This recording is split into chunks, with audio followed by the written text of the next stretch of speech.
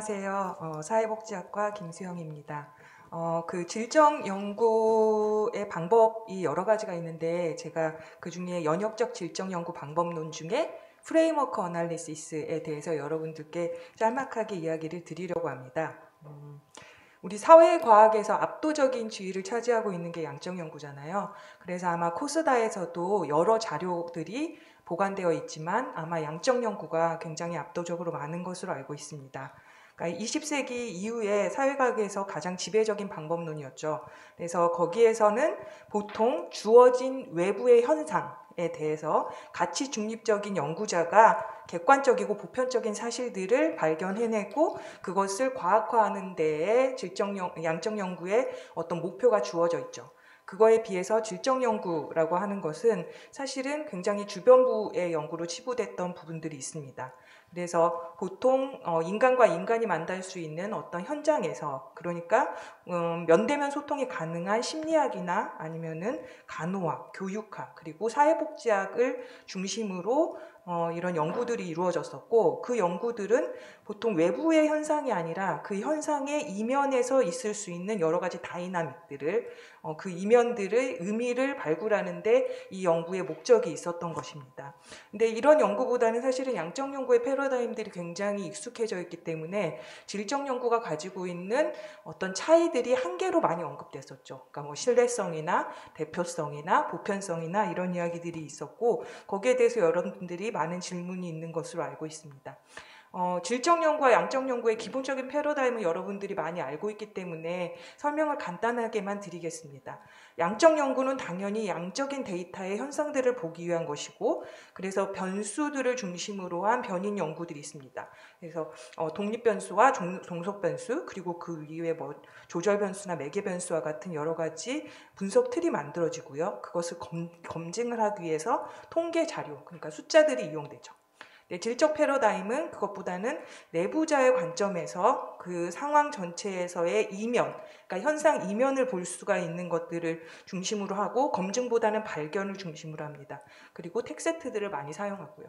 근데 이게 굉장히 간단하게 그냥 예를 들면 독일의 유대인 수용소에서의 학살 이야기를 할 때 양적 패러다임에서는 얼마나 많은 사람들이 어떠한 병에 의해서 죽었나라는 패턴이나 보편성을 이야기를 한다면, 질적 연구는 여러분들이 많이 아시는 영화를 예로 들자면은 인생은 아름다워 같은 것들이 질적 연구라고 할 수 있죠.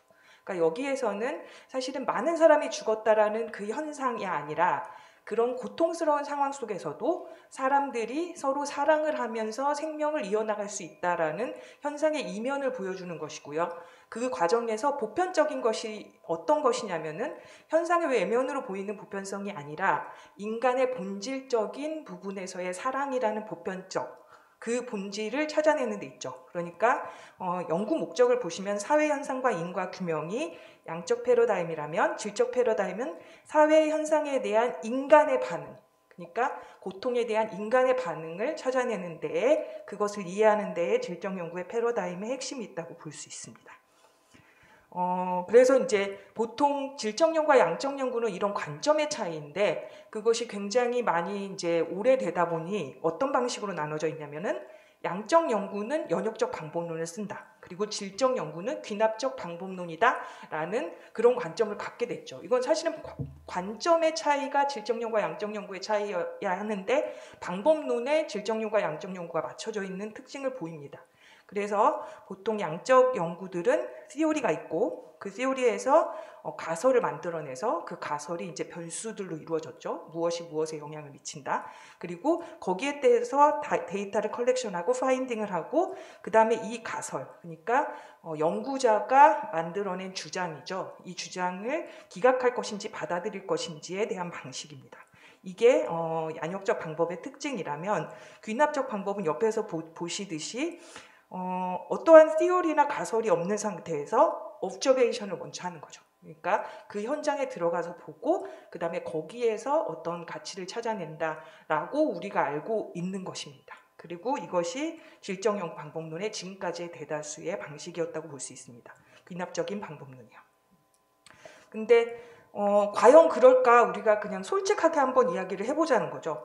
양적 정구의 가설이라는 게 가치 중립적인가요? 전혀 그렇지 않죠. 왜냐하면은 만약에 담배가 건강을 해친다라고 했을 때 이미 그 변수를 뽑아냈을 때 담배에 대한 부정적인 생각을 가지고 그 변수를 뽑아내는 거죠. 왜냐하면은 건강에 그 악영향을 미치는 건 담배만이 아니죠. 자동차도 있고 매연도 있고 여러 가지가 있는데 담배를 공략하는 것입니다. 그러니까 이미 그 자체의 관점 자체가 가치 중립적일 수가 없는 겁니다. 질적 연구도 마찬가지예요. 만약에 제가 지금 저를 보세요 하고 관찰을 한다고 했을 때 많은 사람들은 무엇을 봐야 할지 모르겠죠. 근데 제가 저의 안경을 보세요. 저의 안경은 무슨 색깔이죠? 라고 했을 때 갈색이라고 말할 수 있는 거죠. 그러니까 결국은 어떤 현상에서 우리가 보고자 하는 그 부분을 보게 되는 판단을 할 수밖에 없는 겁니다. 그게 사실은 굉장히 솔직한 대답인 거죠. 자연과학과는 다르게 우리가 논문을 쓴다고 했을 때는 논문이라는 말 자체가 우리의 주장을 논리적인 근거를 들어서 다른 사람을 설득하기 위한 것입니다. 빈곤이 개인의 책임이냐 아니면은 사회의 책임이냐 우리가 말할 수 없어요. 어떤 게 진리인지. 그런데 무엇을 더 중점적으로 봐야 하느냐 이 사회가 개인의 문제로 그 부분을 가지고 거기에 개입해야 하느냐 아니면 사회 구조적인 것을 개입해야 하느냐에 대한 논리적인 싸움에서 이 논쟁에서 누가 얼마나 많은 근거를 대서 더 많은 사람을 설득하느냐가 굉장히 중요한 그러한 문제가 되는 겁니다. 그렇게 했을 때 사실은 그러면 우리가 질적 연구를 어떻게 바라보고 어떻게 왜 사용하는가에 대한 질문을 다시 한번 할 필요가 있는 거죠. 첫 번째로는 우리의 연구 문제가 현상 이면을 보고자 할 때 질적 연구를 사용해야겠죠. 그래서 연구 문제 해결을 위한 필요성, 그러니까 외부의 패턴을 보는 것보다는 그랬을 때 질적 연구를 사용하는데 그것만이 이유는 아닙니다. 사실은 학계에서 우리가 역사 위에서 학계라는 역사의 흐름 속에서 연구를 진행하기 때문에 그 연구에서 우리가 어떤 위치에 있는지도 잘 봐야 합니다.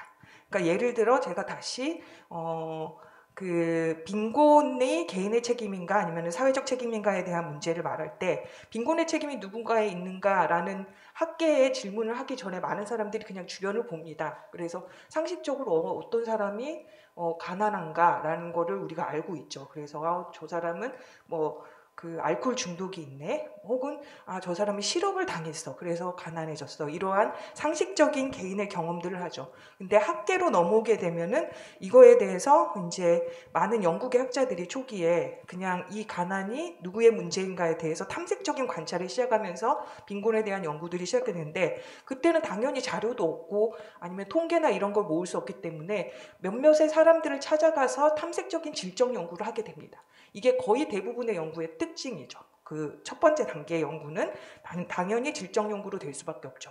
그 다음에 두 번째 연구 단계로 넘어가면 무슨 어떤 대상이든지 간에 이제 실태 조사가 시작됩니다. 그래서 많은 사람들에게 통계 설문지를 돌리게 되죠. 그리고 그 통계 설문지를 가지고 여러 분석들이 들어가면서 어떤 그 현상 자체에 대한 나름의 주류의 패러다임이 생기게 됩니다. 이때는 양적 연구를 많이 하게 되는 거죠.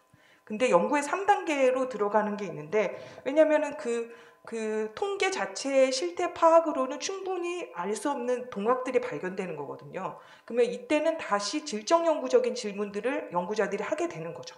그리고 그때는 원래 주류 패러다임에 볼 수 없었던 심층적인 부분이나 비판을 하기 위해서는 사실은 지금의 양적 연구보다는 질적 연구를 다시 들어가게 되는 그러한 3단계가 발전하게 됩니다. 근데 이것들이 또 모아져서 다시 양적 연구의 데이터들이 혹은 설문지들이 업데이트되면서 심화된 통계로 넘어가는 그러니까 질적 연구와 양적 연구는 계속 보완되는 방식으로 이루어지게 됩니다. 그래서 실제 제가 노숙인 연구를 좀 했었는데 2000년대 초반은 IMF 때였기 때문에 노숙인이 어떻게 생활하지 자체가 없었어요. 그래서 인류학에서 많은 질적 연구들을 시행을 했었고 저도 그때 질적 연구를 했고요. 그 다음에 2000년대 중반에 가서는 실태 조사들이 일어나게 됩니다. 1000명이든 2000명이든 쉼터들이 생기니까 설문조사가 일어나게 되고 거기에 대한 통계 조사들이 나왔고요. 근데 2010년대에 돼서 그 인권 실태들이 사실은 그 노숙인의 삶에 잘 맞지를 않는 거예요. 예를 들어서 뭐 프라이버시를 존중해야 한다라는 그 인권의 그런 사생활의 권리가 사실은 노숙인이라는 삶, 공개적인 개방된 공간에 살아가는 사람들의 삶의 방식과는 맞지가 않는 거죠. 그래서 그러한 또다시 보편인권 자체를 비판하는 그러한 연구들이 시작되는 겁니다. 이렇게 1단계, 2단계, 3단계로 발전하는 과정이 있습니다. 만약에 이것을 캐치하지 못한다면 여러분들은 사실은 굉장히 잘못된 연구를 할 수도 있는 거예요. 그러니까 양적 연구를 하고 있는데 이 연구의 동학을 알고 싶다면 양적 연구로는 되지 않고 3단계 연구를 해야 하는 거죠. 그리고 이미 실태조사가 많이 되어 있는데 괜히 탐색적 연구 1단계를 한다? 그럴 경우에는 당연히 양적 연구들한테 비판을 받겠죠. 왜냐하면 이 연구는 실태조사로 더 많이 할 수 있는데 굳이 이 연구를 왜 하지? 라는 말을 듣게 되는 거죠. 그럴 때는 당연히 3단계의 심층적인 연구를 해야 하는 것입니다. 그래서 자기가 학계에 속해 있다면 그 학계 연구의 흐름이나 방법에 대해서 잘 알아야 하는 겁니다. 근데 왜 퀀티보다는 퀄리에서 이러한 비판들이나 아니면은 그 연구의 격차들이 많이 있냐. 그러니까 예를 들어 양적 연구자들한테는 같은 자료를 주어지면은 같은 분석 방법을 가지고 있기 때문에 그거에 대해서 나름 보편적인, 그러니까 거의 비슷한 수준의 연구의 분석 결과들이 나오게 되죠. 근데 질적 연구의 경우에는 그 격차가 심하다 이런 이야기들이 이제 학계에서도 많이 있는데 그렇게 되는 이유는 다음과 같은 이유 때문입니다. 보통 퀀티는 그 양적 연구를 할 때 당연히 프리 스트럭처드 된 이미 딱 정해져 있는 어떤 특정한 방식대로 퀘스천을 만들고 그리고 또 이제 그 theory verification이나 아니면 theory generation의 방식으로 이루어진다면 질적 연구 같은 경우에는 그냥 묘사적이고 혹은 그냥 설명적인 연구가 될 수 있죠. 이거는 1단계 연구에서 그렇게 되는 겁니다. 근데 3단계로 갈수록 사실은 기존의 티오리에 대해서 이거를 리젝션을 할지 아니면은 컨펌을 할지에 대한 그러한 방식이 정해져야 하기 때문에 훨씬 더 스트럭처드된 연구의 방식으로 나가야 하는 거죠. 그래서 이런 수준의 어떤 모습들이 보이는데 퀀티와 비슷하게 연역적인 프레임워크를 가지고 거기에 대해서 검증을 시작하는 방식의 연구를 하고자 하는 것이 연역적 주제 분석법 그리고 프레임워크 어널리시스라고 할 수 있습니다. 그러니까 3단계에 가까운 그런 연구의 어떤 프레임과 방법론이라고 보면 될 것 같습니다. 그래서 이것을 그냥 제가 제 연구들은 거의 프레임워크 어널리시스로 하기 때문에 그거에 대해서 이제 사례를 중심으로 설명을 드리면은 여러분들이 좀 더 잘 알 수 있을 것 같습니다. 우선 연구 진행 순서를 보면은 당연히 연구 디자인이 있죠. 연구 디자인에서는 대상과 관점이 주어집니다. 이게 굉장히 중요하죠. 그러니까 빈곤은 개인의 책임인가 혹은 빈곤은 사회적 책임인가, 이게 빈곤이라는 대상에 대해서 나의 관점을 설정하는 거죠. 이 질문을 던져놓고 거기에 대한 자료 수집을 하는 겁니다. 그래서 인터뷰, 관찰, 문서 혹은 민족지향적 방식, 포토보이스 이런 거는 자료 수집 방법론이죠. 그러니까 패널 데이터 이런 것처럼 어떤 데이터 자체입니다. 이거는 분석 방법은 아닙니다. 분석 방법은 그 다음에 나오는 분석의 어떤 회귀 분석이나 아니면 패널 분석이나 시퀀스 분석, 이러한 분석 방법이 이제 자료 분석이라고 보면 될 것 같습니다. 이 질적 연구의 자료 분석은 여러 가지가 있는데 그 중에 그냥 대표적으로 말을 하면 내용 분석, 그냥 있는 자료를 마치 기사 르포처럼 이렇게 쭉 푸는 그런 내용 분석법이 있죠. 그리고 대부분의 연구는 주제 분석에 속해 있다고 볼 수 있습니다. 질적 연구는. 그 중에 가장 이제 일반적인 게 그냥 일반적 주제 분석법, 씀을 가지고 하는 것, 그 다음에 거기에서 조금 발전된 게 귀납적인 추가 분석법으로 근거 이론, 그리고 제가 말씀드리려고 하는 게 연역적인 방법론이죠. 그래서 보시면은 주제 분석은 그냥 주제에 대해서 이렇게 내용을 귀납적으로 정리해서 그 개인부터 상위 범주까지 나가는 것이고요. 근거 이론은 그것을 조금 더 여러 맥락적 조건, 인과적 조건 이런 것로 나눠줍니다. 그래서 보시면은 여러분들 그 자료집에 이미 나와 있을 것입니다. 그래서 주제 분석과 근거 이론은 이런 방식으로 됩니다. 근데 제가 프레임워크 분석법은 그것이 아니라 프레임을 갖고 있다고 했잖아요. 그래서 이 프레임이 어떻게 형성되는지를 보는 게 더 중요할 것 같습니다. 프레임워크 분석법은 보통 소셜 폴리시, 그러니까 정책 연구에서 많이 사용하는데 그 이유는 시간적 제한이 있어요. 이 연구에 대한 질문을 던지고 거기에 대해서 분석을 해야 하는 시간적 제한이 있기 때문에 그 프레임을 가지고 들어가서 타겟팅을 해서 보는 방식이라고 볼 수 있겠습니다. 그래서 여러 가지 뭐 5단계가 있는데 이거는 거의 질적 연구의 다른 분석법하고 비슷하기 때문에 볼 필요의 연구에서 어떻게 프레임워크 분석법이 이용되는지를 보시면 될 것 같습니다. 사회복지 정보와의 윤리적 쟁점이라는 연구를 했었는데요. 보통 정보화, 사회복지의 행정의 정보화라고 보면은 긍정적인 걸 많이 봅니다. 정확하고 굉장히 빠르고 효율적이다. 그런데 저의 질문은 그게 정말 좋은 것인가? 혹은 이게 통제의 반식이 아닐까라는 의문을 갖게 되는 거죠. 그래서 거기에 대해서 가설을 뽑아내는 겁니다. 가설은 이 정보화가 데이터 감시이다 혹은 감시가 아니다라는 두 가지의 문제를 갖게 되는 거죠. 근데 데이터 감시인지 아닌지를 보려면은 변수가 있어야 하는 거 아닙니까? 분석의 틀. 그래서 이 분석의 틀을 메이슨의 파파라는 그 프라이버시가 어떻게 형성되는가, 정확성이 어떻게 나오는가, 이 데이터의 소유권은 누구인가, 접근성은 어떻게 접근하는가라는 분석이 가능한 수준으로 조작화를 하는 거죠. 그리고 여기에 따라서 자료를 모아서 이 프라이버시 정확성, 소유권, 접근성의 부분에서의 문제를 지적을 한 후 그것이 정말 데이터 감시, 그러니까 정보화가 긍정적인지 부정적인지에 대해서 가설을 설정하는 방식으로 나오게 됩니다. 또 다른 거를 보여드리면은 사례 2를 보시면 민관협력의 파트너십이 많이 일어났죠. 그 민주화 이후에 그때 이 파트너십이란 거는 굉장히 주류 담론에서 협력적 행위로 나옵니다. 그런데 저의 질문은 이 포면적인 협력이 정말 평화적인 협력일까에 대한 질문을 하게 되는 거죠. 그러면 가설은 어떻게 되냐면 주류 관점에서는 협력이다라고 하고 비판적 관점에서는 시민사회에 대한 국가의 지배라고 합니다.